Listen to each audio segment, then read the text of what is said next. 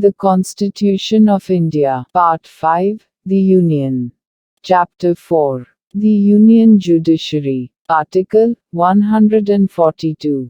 Enforcement of decrees and orders of Supreme Court, and orders as to discovery, etc.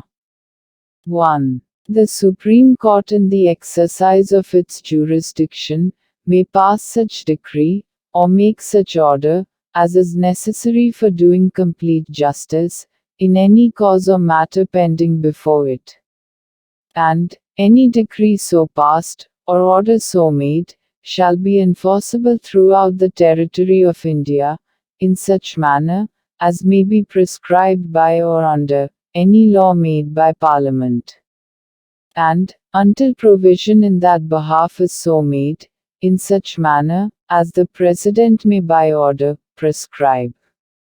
2. Subject to the provisions of any law made in this behalf by Parliament, the Supreme Court shall, as respects the whole of the territory of India, have all and every power, to make any order for the purpose of securing the attendance of any person, the discovery or production of any documents, or the investigation or punishment of any contempt of itself.